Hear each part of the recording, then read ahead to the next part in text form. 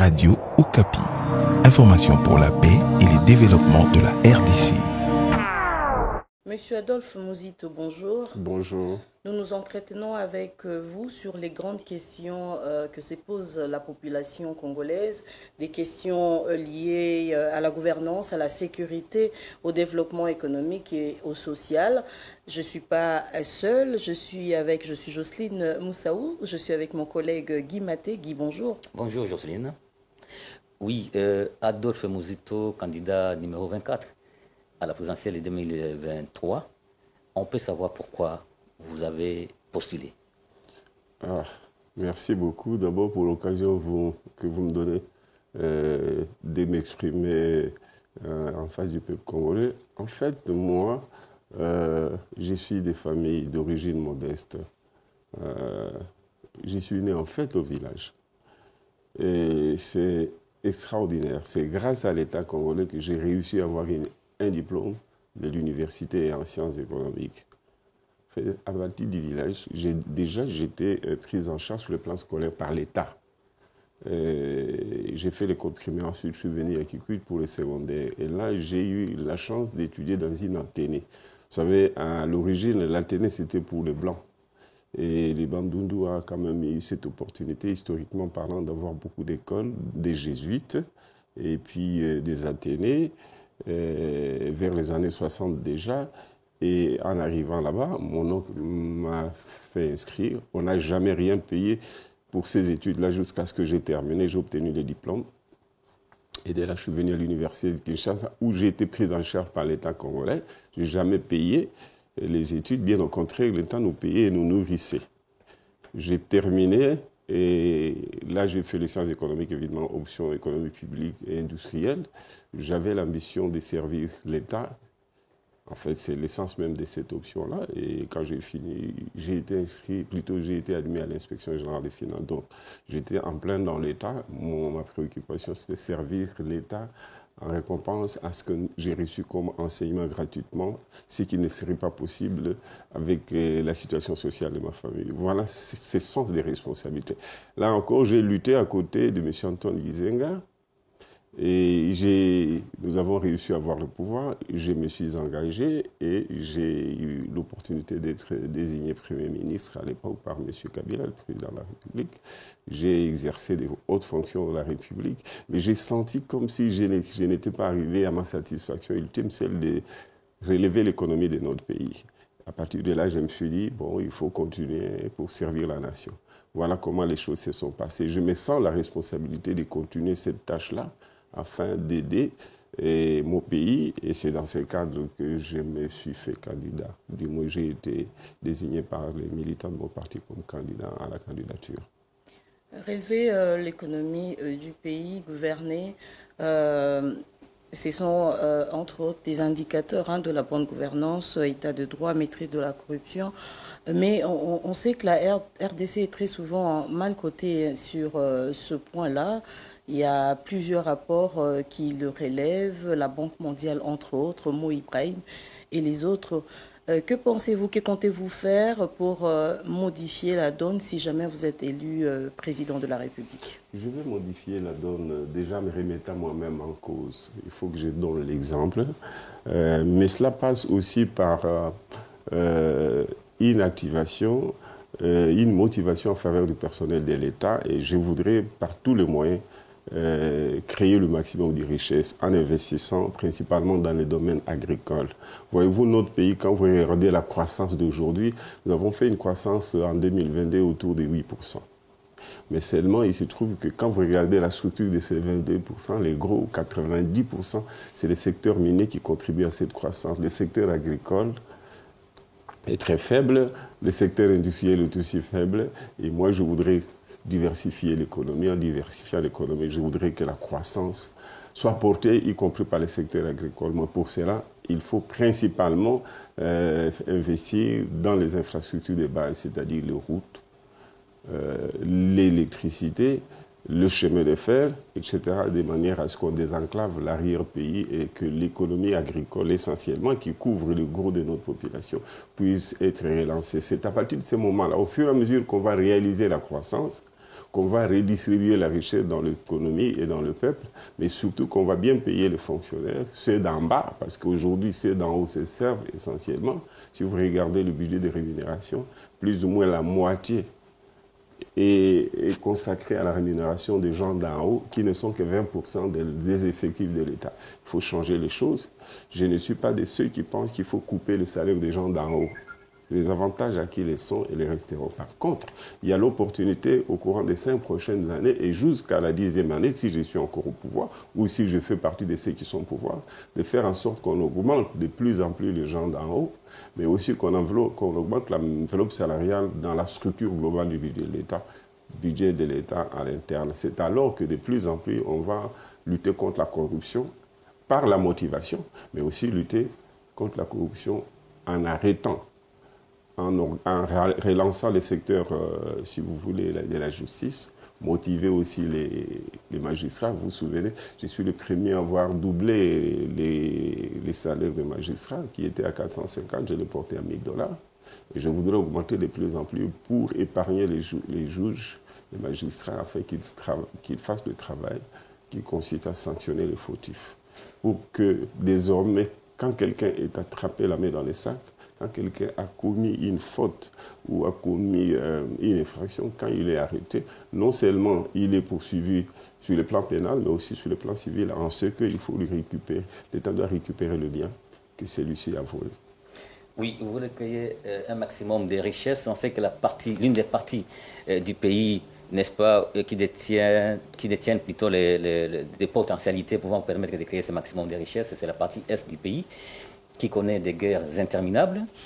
Par rapport à cette crise de l'Est, on se rappelle qu'il y a 3 ans, vous avez proposé 2 solutions radicales. La première, c'était faire la guerre au Rwanda, et qui avait suscité même des réactions négatives dans la classe politique, vous vous rappelez. Et la deuxième solution, c'était ériger un mur de séparation entre le Rwanda et la RDC. Est-ce que vous maintenez cette position radicale, où vous avez évolué? Et si vous avez évolué, qu'est-ce que vous proposez pour solutionner cette crise de l'Est? Je n'ai pas évolué parce que la situation elle-même n'a pas évolué. Le principe, c'est que quand on vous attaque, vous devez vous défendre. Généralement, chez nous, la presse, vous confondez la sécurité et la défense. La sécurité, c'est à l'intérieur.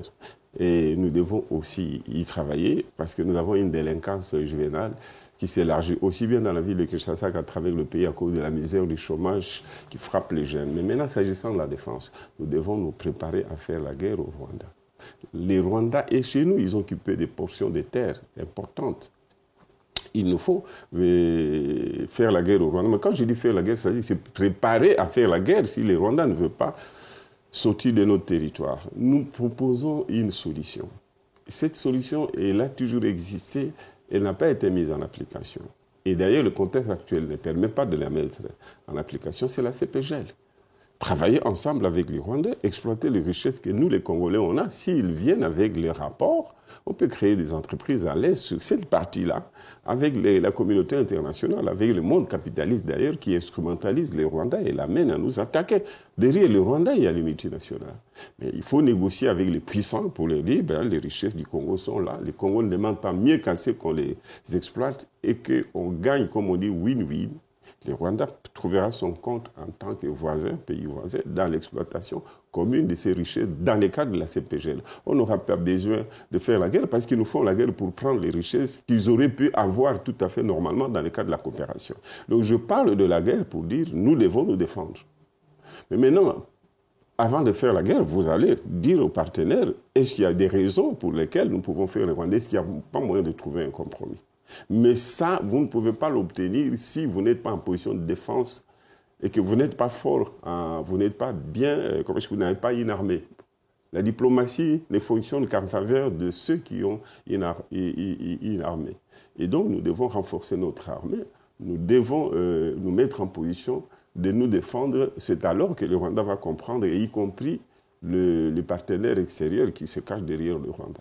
Mais tout cela en montrant que nous sommes bien disposés à collaborer, à coopérer ensemble pour que le Rwanda ne cherche pas à avoir frauduleusement par la force ce qu'il peut obtenir par la paix, mais à condition de comprendre qu'il ne faut pas faire la guerre et qu'ils doivent se retirer. Oui, justement, le renforcement des capacités de l'armée, c'est un projet de longue haleine. Hein. Et pendant ces temps, les pays occupés, hein, pendant ces temps, les rebelles sont en train d'avancer. Qu'est-ce que vous faites dans l'immédiat pour stopper l'avancée des rebelles? Je suis en train de vous dire, j'arrive au pouvoir, je demande au Rwanda à travers la communauté internationale de dire voilà, moi je suis au pouvoir, nous faisons la guerre ou nous faisons la paix. Nous proposons ça, ça, ça. Notamment, nous proposons que nous puissions mettre en exploitation les richesses qu'on a, au lieu que vous veniez les prendre par la force en tuant. Les richesses sont là, négocions, discutons, investissons ensemble. En fait, le Rwanda ne sera qu'un relais. En vérité, nous serons en face de la communauté. On a l'impression que c'est la même démarche qui a été menée, qui a été tentée par l'actuel président. Mais bon, il ne l'amène pas en plus. À quoi cela a abouti? Nous sommes d'accord, mais il ne l'amène pas en ayant la force véritablement. Il est peut-être en train de construire la force armée. Vous voyez ce que je veux dire, les forces armées. Il faut renforcer. C'est pourquoi je demande qu'on mette de l'argent et beaucoup d'argent. Je proposais 1 milliard, et je pense que nous mettons chaque année 1 milliard pour équiper l'ensemble du pays, mais particulièrement l'est du pays. Je crois que les Rwandais eux-mêmes vont reculer, et les puissants aussi vont reculer. Les richesses, les richesses du pays, vous l'évoquiez tantôt, mais les développements économiques de la RDC ne reflètent pas justement cette diversité des richesses du pays que nous avons sur le plan minier, hydrographique et même démographique. Avez-vous un plan pour opérer ce qu'on peut appeler le miracle congolais? Le miracle congolais, il n'y a pas de miracle, les choses sont évidentes. D'abord, ne comptons pas que sur les mines. Même si nous multiplions par 4 les richesses minières, le gros de cet argent, 90%, ça ira. Parce que ce n'est pas nous qui extrayons, ce n'est pas nous qui transformons. Encore que même les puissants, les multinationales qui exploitent nos richesses minières ne les transforment ici. Ils les amènent là-bas.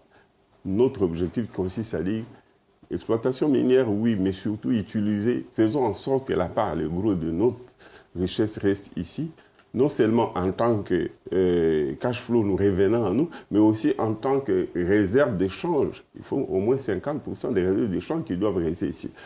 Non pas que ces réserves vont nous appartenir, mais qu'elles vont appartenir à ceux qui ont créé la richesse, enfin leur part, de manière à ce qu'on utilise cet argent pour financer les importations. Couvrir nos besoins d'importation de manière à ce que la monnaie ne se déprécie pas comme c'est le cas aujourd'hui. Vous voyez le franc congolais, comment il est en train de glisser à la baisse, tout simplement parce qu'il n'y a pas assez de devises pour financer nos importations. Donc il y a ces problèmes que les multinationales non seulement laissent que des miettes ici, parce que dans la structure, comme je vous ai dit, de la croissance, vous allez voir 90% de notre croissance vient des minéraux. Or les minéraux, quand ceux qui investissent là-dedans, le gros, ils rapatrient vers leur parti. Leur pays. Et nous n'avons pas assez de devises pour importer. Nous sommes obligés de nous battre sur le marché de change. Ce que ça entraîne, c'est la hausse du cours du dollar. Donc j'insiste pour dire que, oui, minéraux, investissons avec les autres, mais travaillons sur 2 objectifs. 1, faire en sorte que nous puissions transformer ces minéraux, que la valeur ajoutée puisse se réaliser au Congo et qu'une bonne partie de la richesse reste au Congo. Battons-nous aussi pour que les exportations, l'argent qui vient des exportations, une partie soit rapatriée au pays pour que nous ayons suffisamment de matelas de devises pour financer nos importations. Troisièmement, il faut distribuer, plutôt diversifier l'économie pour qu'une partie de ces réserves qui nous reviennent à nous, mais une partie aussi du cash flow qui nous revient à titre d'impôts et autres revenus domaniales, que nous puissions orienter ça vers l'agriculture pour produire au pays ce qu'aujourd'hui nous importons. Et en cela, nous sommes obligés d'utiliser le peu de devises que nous avons pour importer à manger, alors que nous devons les utiliser pour nous équiper. Eh bien, faisons en sorte que l'économie se diversifie, orientons une partie de nos moyens, de nos recettes fiscales et autres, orientons ça vers les équipements agricoles et autres, faire des routes, les routes de dessert agricoles, routes nationales, routes provinciales, de manière à ce que de plus en plus nous puissions faire des économies de devises en produisant à l'interne ce qu'aujourd'hui nous sommes en train d'importer, surtout dans le domaine agricole. Mais en dehors des mines, de l'agriculture, la RDC dispose de plusieurs potentialités, notamment le tourisme qui aujourd'hui constitue un secteur qui rapporte beaucoup à plusieurs pays au monde. Madame. Mais que comptez-vous faire en dehors de ces secteurs? Est-ce que vous pensez aussi à, enfin, j'allais dire aux mines et à l'agriculture, est-ce que vous pensez aussi développer d'autres secteurs? Nous avons les secteurs aériens qui offrent beaucoup de potentialités aussi à la RDC. Pensez-vous aussi à cela? Oui, merci beaucoup. En fait, vous donnez de l'eau à mon moulin. Je suis d'accord que le secteur touristique devrait nous rapporter beaucoup de devises parce que nous avons des parcs impossibles dans ce pays. Mais il y a des parcs que nous devons délocaliser pour les amener à l'ouest, ici dans la forêt équatoriale, pour exploiter aussi ce que nous avons comme potentiel dans le domaine pétrolier. Mais là où nous les maintiendrons, il faut les entretenir, il faut sécuriser pour qu'il y ait beaucoup de devises, des rentrées de devises. Je suis d'accord avec vous. Il y a aussi, en fait, l'un des facteurs qui ne permettent pas à l'économie congolaise de pouvoir, n'est-ce pas, connaître son décollage, c'est cette panoplie de contrats qui sont considérés comme étant des contrats léonins. Et parmi ces contrats, il y a ces contrats sino-congolais. Et si, une fois vous êtes au pouvoir, qu'est-ce que vous faites par rapport à tous ces contrats? Est-ce qu'il faut renégocier? Est-ce qu'il faut les maintenir tels que, en fait, les maintenir à l'État? Qu'est-ce que vous comptez faire? Oui, si je suis élu, ce contrat-là doit faire l'objet d'une renégociation. D'abord, il y a le premier principe, c'est que les Chinois doivent nous payer notre argent. Et ils nous doivent aujourd'hui 2 milliards en plus des intérêts débiteurs et des intérêts de retard d'ailleurs. Parce qu'en fait, ces contrats-là, nous l'avons signé en 2009. Moi, je suis de ceux qui l'ont signé, même si de temps en temps, les amis de l'époque le cachaient. Ces contrats-là, c'était 9 milliards de dollars. Bon, la communauté internationale... C'était à l'époque du gouvernement Gizenga, votre gouvernement? Oui. Vous étiez ministre du budget à l'époque? Oui, j'étais ministre du budget, ensuite Premier ministre. Et les discussions continuaient toujours, même si on me les cachait un peu, parce que, bon, ça c'est des questions qui relèvent de l'histoire. On aura l'occasion peut-être d'en parler, mais le plus important, c'est de retenir qu'on est passé de 9 milliards à 6 milliards à la demande de Strauss-Kahn, le FMI qui a considéré que c'était trop lourd. Nous sortions du désendettement. On était à 14 milliards de dettes, on a annulé 9-10 milliards. On était à 4 milliards, on pouvait s'endetter, mais pas au-delà d'un certain niveau. Il est temps pour nous de nous remettre en place et de créer les conditions de remboursement du nouvel endettement. C'est ainsi qu'on est passé de 9 à 6 milliards. Donc 3 milliards, c'est en fait une dette pour qu'on finance l'exploitation minière et les 3 milliards pour faire les routes, les universités, etc. Les 3 milliards ont été nos partenaires chinois dans le cadre des Sucomines, les ont décaissés et on a commencé l'exploitation minière. Mais maintenant, les 3 milliards, ils ne nous ont toujours pas donné, sauf un tout petit peu. Évidemment, j'étais déjà parti, plus ou moins 800 millions sur 3 milliards. Et les 800 millions ont financé quelques infrastructures qui étaient surfacturées, tout le monde le sait. En fait, ils n'auront décaissé que moins de 400 millions. L'autre moitié se relevait de la surfacturation. Mais le 2 milliards 200 n'ont jamais été décaissés à notre faveur. La bêtise que nous avions faite, c'était de faire qu'à chaque fois, les décaissements se fassent au profit des Chinois eux-mêmes et qu'eux exécutent les travaux ici.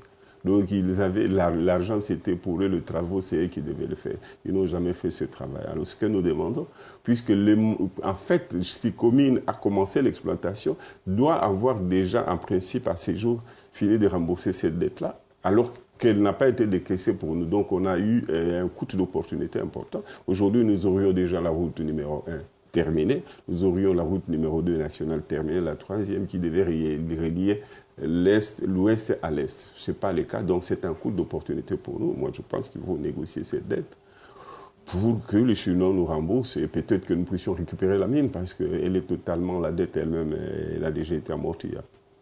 Voilà, un autre chantier sur lequel on vous attend, c'est le secteur de la santé. Et vous voyez comment les gens souffrent quand ils tombent malades pour être pris en charge. L'actuel gouvernement a proposé ce qu'on appelle couverture santé universelle.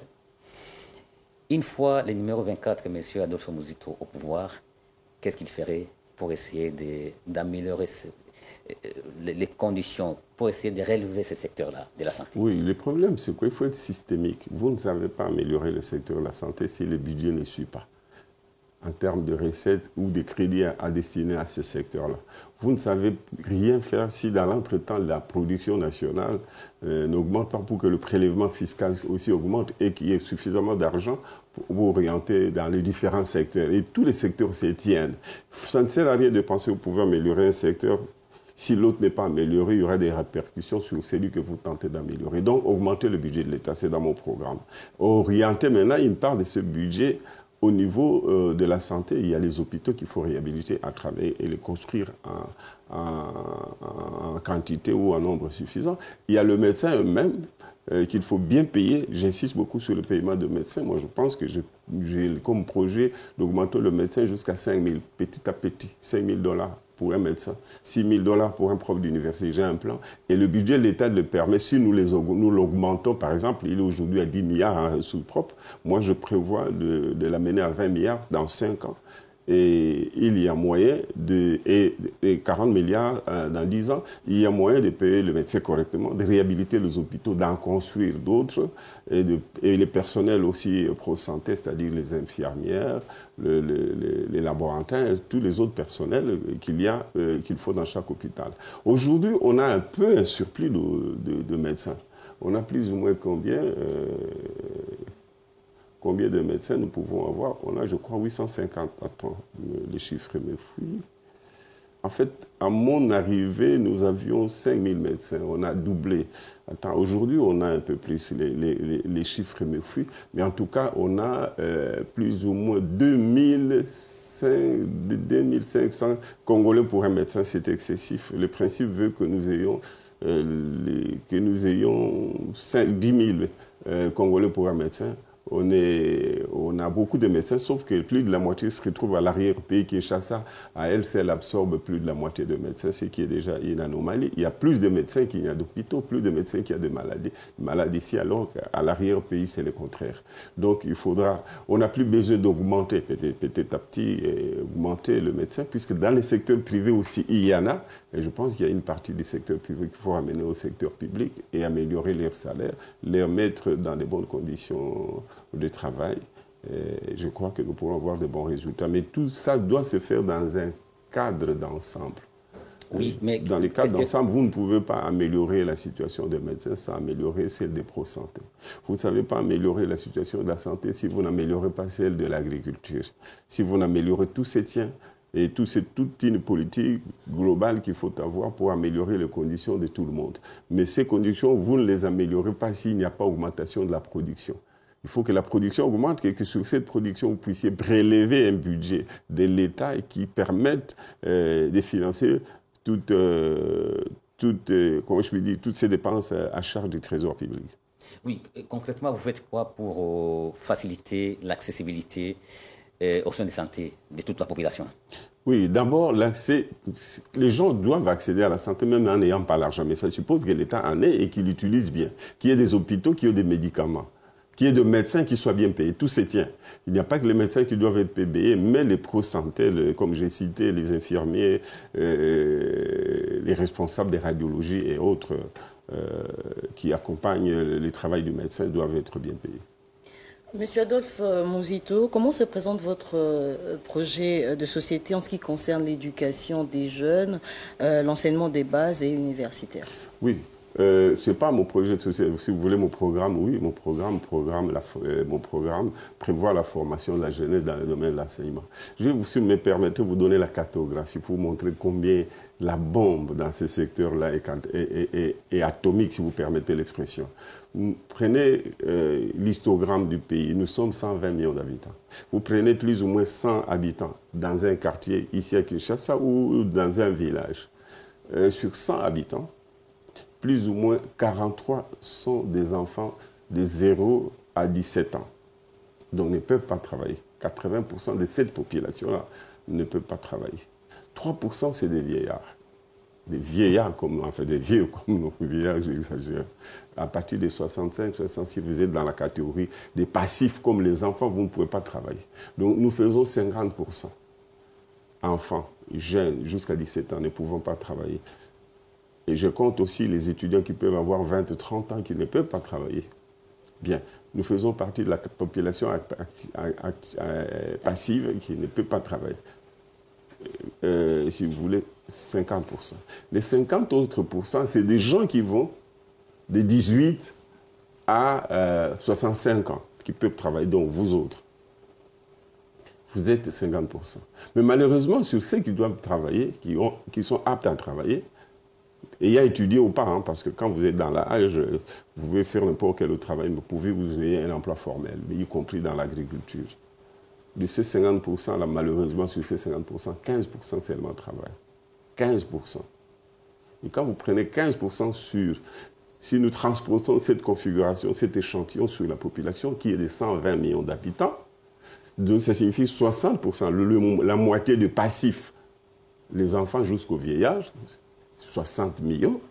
Et les 60 millions, c'est des Congolais qui sont en âge de travailler, vous autres. Donc vous êtes 60 millions.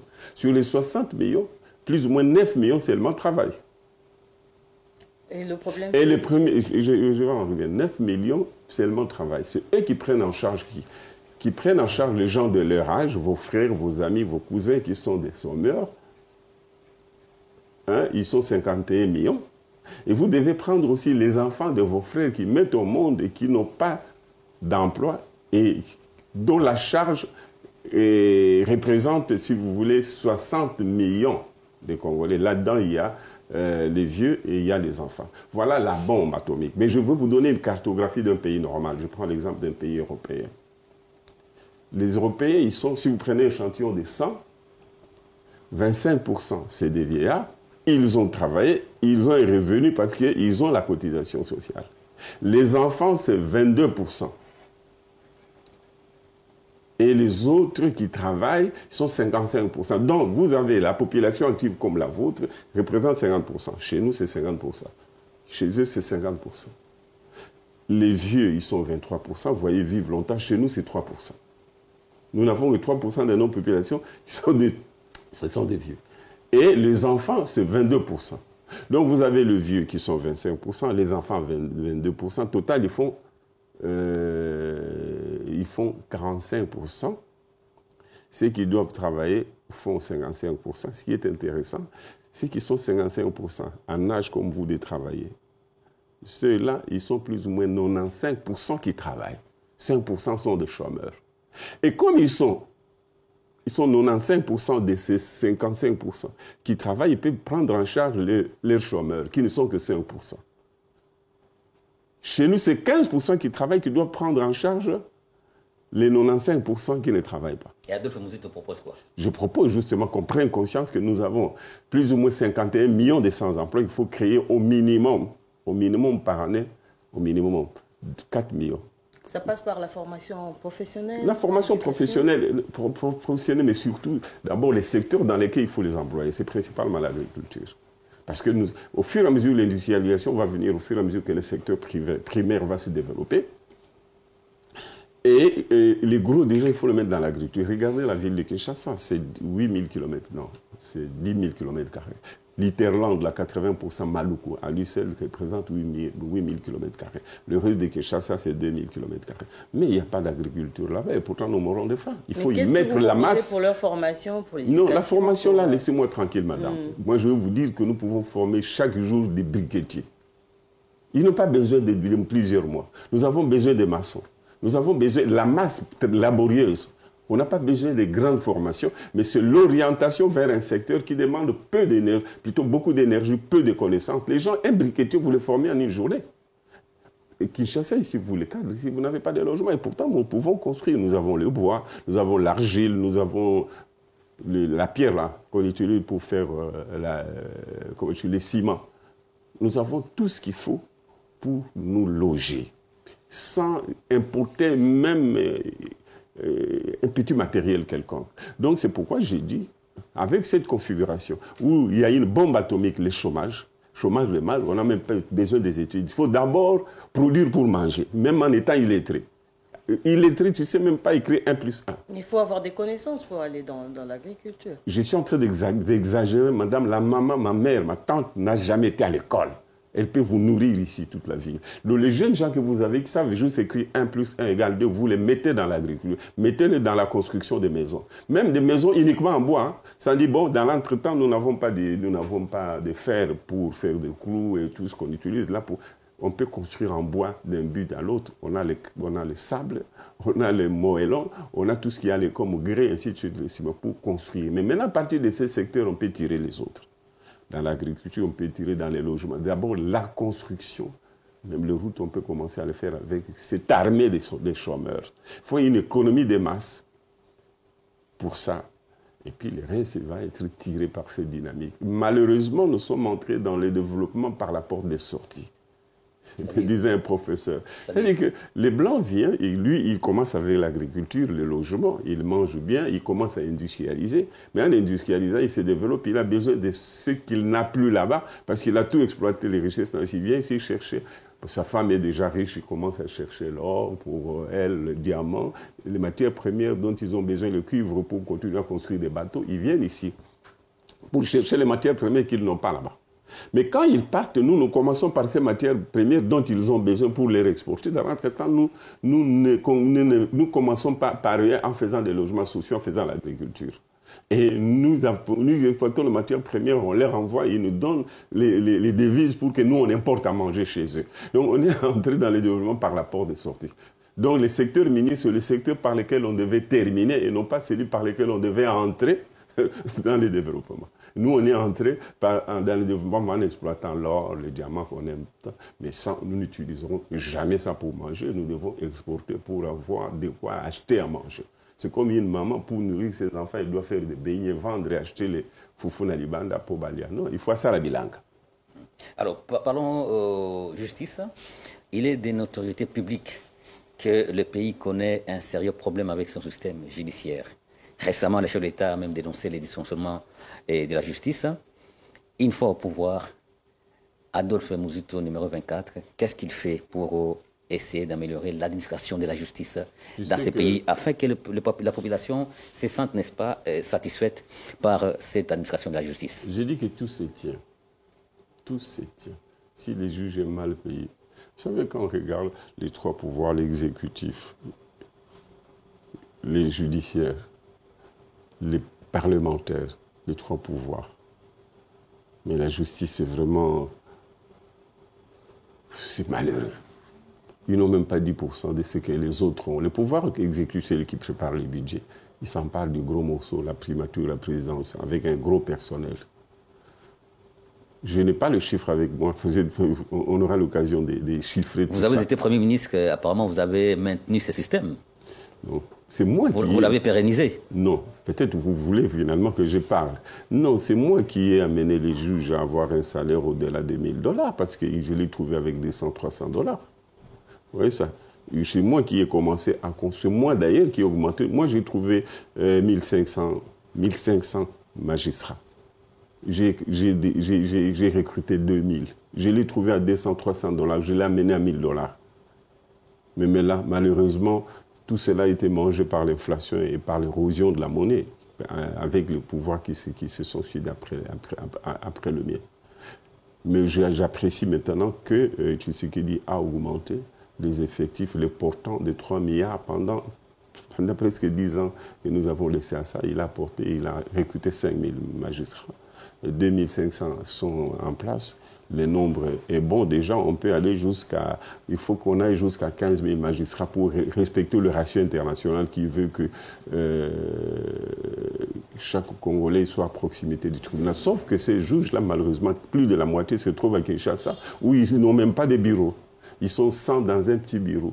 Ils n'ont même pas de clientèle parce qu'en fait, il faut déployer ces juges à l'intérieur. Il faut leur donner une prime. Il faut créer des conditions pour que la redistribution de la justice soit équitable sur l'échelle du pays et en faveur des pauvres. Mais pour cela, il faut bien payer les juges. Vous savez, quand vous allez...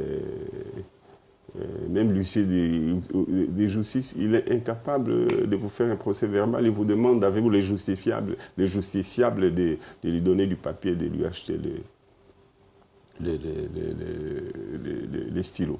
Donc, un peu pour dire qu'il faut redistribuer la richesse, les revenus budgétaires entre les trois pouvoirs pour que les trois pouvoirs se contrôlent mutuellement. Il ne faut pas que les juges soient mal payés, n'aient pas de conditions de travail, qu'on les fragilise, qu'on les vassalise par l'exécutif qui s'empare de tous les revenus au sommet de l'État et qui les fait avec le pouvoir, plutôt le pouvoir législatif, parce que c'est le législatif qui prépare le budget, il prend sa part, il donne au pouvoir, comme autorité budgétaire, bien sûr, il prend sa part, il donne au pouvoir exécutif le gros morceau. Et le pouvoir judiciaire n'a que 20%. Et dans l'exécution, ça c'est au niveau de prévision, au niveau de l'exécution, ils ont moins de 5%. Monsieur Adolphe Muzito, nous arrivons à la fin de cet entretien. Merci de nous avoir accordé de votre temps. Vous êtes candidat numéro 24 à la présidentielle. Nous vous souhaitons bonne chance. Merci beaucoup. Merci madame. à Guy qui a co-animé avec moi cette interview. Merci à l'équipe technique et à l'équipe multimédia. Jonathan Fonani, Clément Chimanga, Hippolyte Kapanga. Merci à vous, chers auditeurs, de nous avoir suivis. Radio Okapi. Information pour la paix et le développement de la RDC.